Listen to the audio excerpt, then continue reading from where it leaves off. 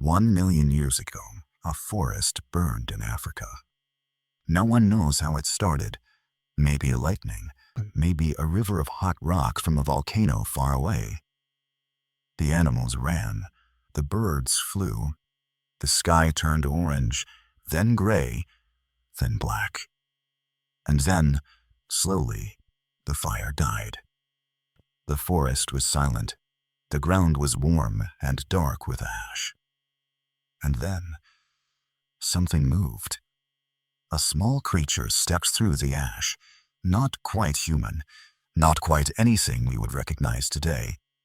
It walked on 2 legs. It had hands. It was hungry. It bent down. It picked up something from the ground, a piece of meat. The fire had touched it, changed it, made it soft and warm and different from anything this creature had eaten before. It took a bite. Can you imagine that moment? One small bite, one small creature, one burnt piece of meat in a quiet, dark forest. And yet, that moment changed everything. It changed our bodies. It changed our minds. It built our cities, our languages, our families. It brought us here, together, today. This is where the story of cooking begins. For a long time, scientists asked a simple question. Why are humans so different from other animals? We are not the strongest. We are not the fastest. We do not have claws or fangs or thick fur to protect us. But we have the largest brain, relative to our body size, of any creature on Earth. And that brain is extraordinarily expensive to run. It uses 20% of all the energy we take in. 20%. Just for thinking. How did we get enough energy for a brain like that? A scientist named Richard Wrangham spent many years looking for the answer, and he found it in a very unexpected place. He found it in fire. Here is what he discovered. When you cook food, something important happens. The heat breaks the food open. It makes the nutrients easier to reach. A cooked sweet potato gives your body almost twice as much energy as a raw one. Cooked meat is far easier to digest than raw meat. This means your body does not have to work as hard to get energy from cooked food. And all that extra energy? It goes somewhere. It goes to the brain. Over thousands and thousands of generations, our ancestors who cooked had more energy for thinking. Their brains grew larger. Their stomachs and teeth became smaller because they did not need to chew tough raw food for hours every day. Can you imagine a chimpanzee chewing for 6 hours a day, every day? That is what eating raw food requires. We cook instead. And so we think. My friends, cooking did not just feed us. Cooking built us. The oldest known fire we have ever found is inside a cave in South Africa, Wonderwerk Cave. The ash and burned bone there are 1 million years old. The creature who made that fire was not Homo sapiens. It was our ancestor, Homo erectus. It lived long before us, but it already knew something extraordinary. It already knew that fire and food together made life better. We did not invent cooking. We inherited it. But fire did something else, something even more powerful. It brought us together. Think about what happens when you light a fire at night. The light pushes back the dark. The warmth pushes back the cold. The animals and dangers outside stay away. And everyone near the fire, they come closer. For the first time in the history of life on Earth, there was a reason to sit still together after dark. And in that stillness, in that warmth, something began. People started talking. Not just sounds and warnings like other animals, but stories, questions, jokes, songs. The slow, patient building of language, one word at a time, one fire at a time, over tens of thousands of years. and they started sharing food. This seems like a small thing, but it is not. Most animals eat alone or fight for food. The strongest animal eats first. The weakest goes hungry. But around the fire, something different happened. Food was prepared. It was divided. It was given to children, to elders, to the sick. This is not an animal behavior. This is a human one. Sharing food requires trust. It requires care. It requires the belief that giving something away today does not mean you will go hungry tomorrow. That belief, that trust, is the foundation of every community that has ever existed. Can you imagine? The first family dinner happened 1 million years ago, around a fire, under an open sky. No table, no chairs, no plates. But the feeling, that feeling of eating together, of belonging, that feeling was already there. Not every species found this. Our closest cousins, the Neanderthals, also used fire, also cooked. They were strong and intelligent. They survived ice ages. They buried their dead. But they are gone now. Some scientists believe the difference was this. Homo sapiens sat around the fire together, in larger groups, sharing food and stories. Neanderthals may have eaten more alone, more separately. A small difference, but over thousands of years, everything. We are here. They are not. And maybe, just maybe, it is because we were better at dinner. For most of human history, we moved. We followed the animals. We followed the seasons. We carried everything we owned. But around 10,000 years ago, something changed. We learned to store food. Grain was the key. Wheat and barley in the Middle East, rice in China, corn in the Americas. When grain is dry, it can last for months, for years. For the first time, people could eat today what they had grown 3 months ago. They did not need to move anymore. They could stay. And when they stayed, they built. The first cities were not built around markets or temples or palaces. They were built around storage. The oldest urban centers we have found, places like Uruk in ancient Iraq, have enormous storehouses at their center. Food was the foundation. Everything else came after. But grain was not enough. Meat went bad. Fish went bad. Vegetables went bad. How do you feed a city if half your food rots before anyone can eat it? The answer was salt. Salt pulls water out of food, and without water, bacteria cannot grow. A piece of salted fish that would rot in 2 days could last for months. Salt made armies possible. It made trade routes possible. It made winter possible in cold lands. Whoever controlled the salt controlled survival. My friends, here is a beautiful detail. The English word salary, the money you receive for your work, comes from the Latin word salarium. In ancient Rome, soldiers were sometimes paid in salt or given money specifically to buy it. We still use that word today. Every time someone talks about their salary, they are speaking a language built on salt.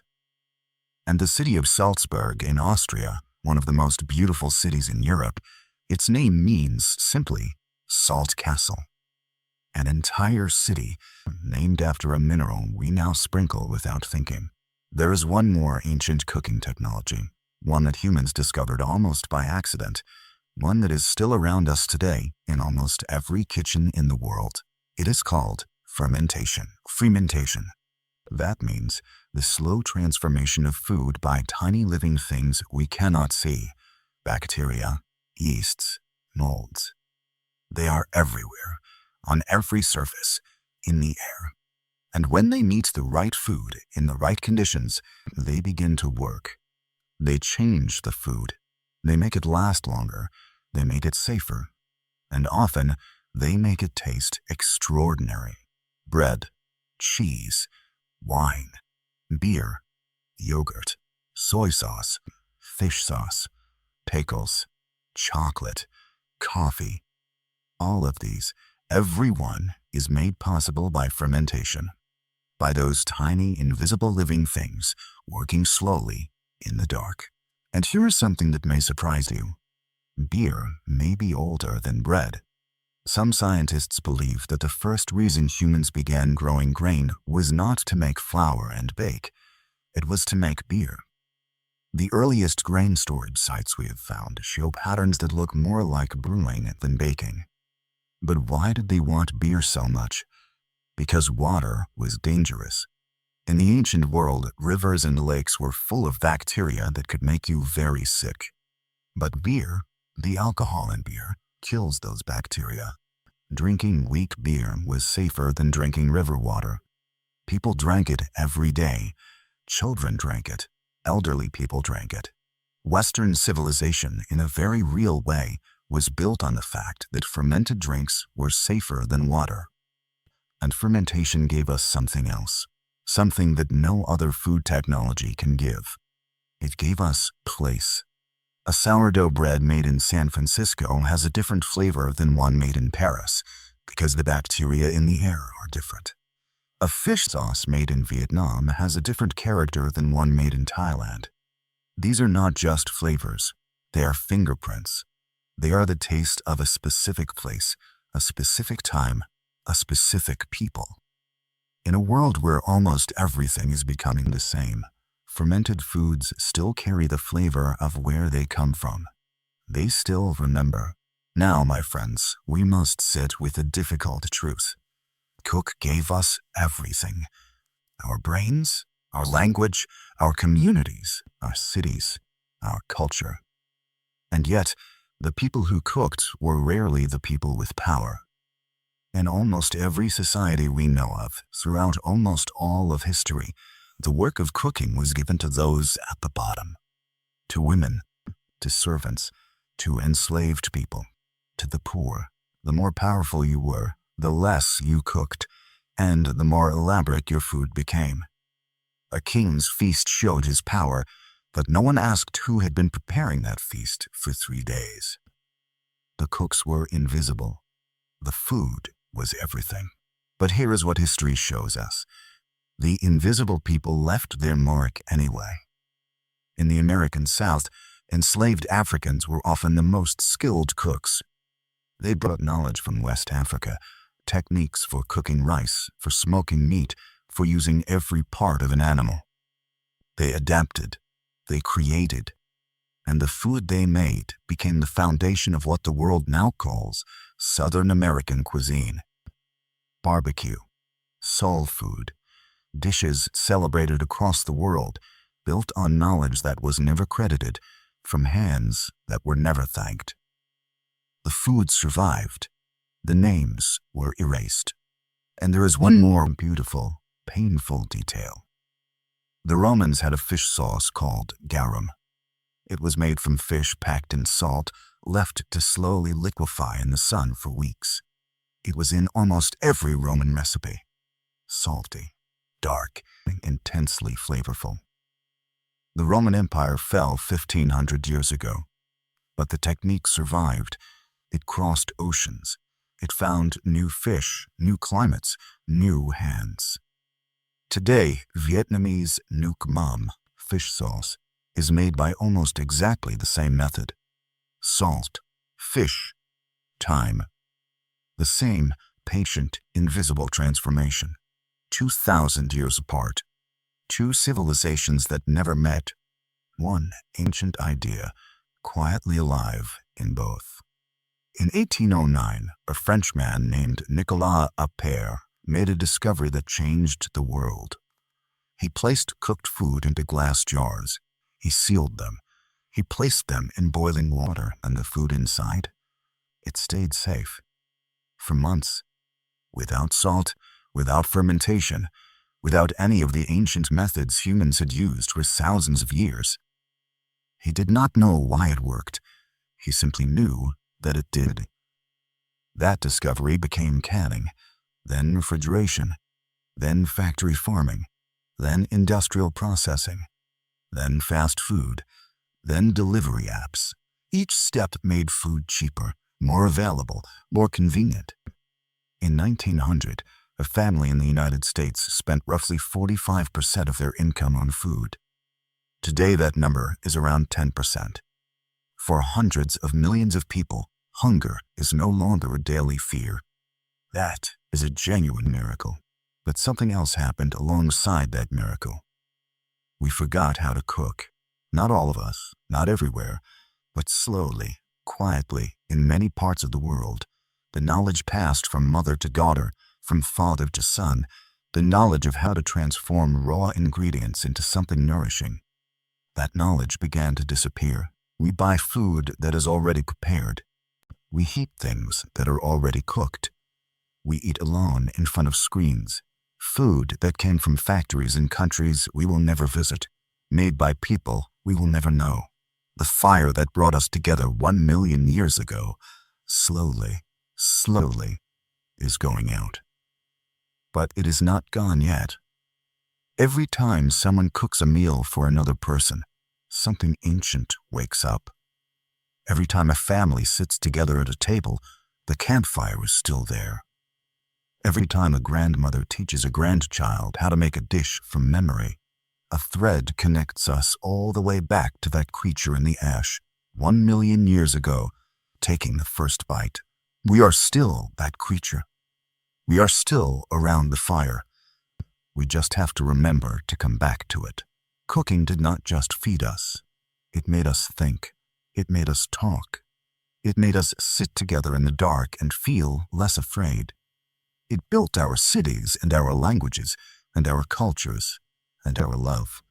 It carried the knowledge of 10,000 years inside a recipe that no one ever wrote down, inside the smell of something warm, inside the sound of something simmering slowly on a stove.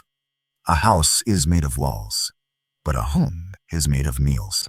That has been true since the first fire, and it is still true today. And you, my friend, you are on your own journey right now. Learning English is like learning to cook. At first, the ingredients feel strange. The words do not come easily. You make mistakes. Something burns. Something does not taste right. But you keep going. You try again. You sit with the difficulty, and you do not walk away. That is exactly what our ancestors did 1 million years ago. They did not walk away from the fire. They stayed. They learned. They passed the knowledge on. Every sentence you understand today, that is your fire. Every story you follow, that is your meal. You are feeding your mind something warm and real. Keep going, my friend. The fire is yours. Thank you so much for spending this time with me today. This story has been in my heart for a long time, and I am glad we could journey through it together. Leave a comment and tell me, which part of this story surprised you most? Was it that our brains were built by cooking? That beer may be older than bread? Or something else entirely? I would love to know. Until next time, breathe slowly. Learn gently. I will be here when you return.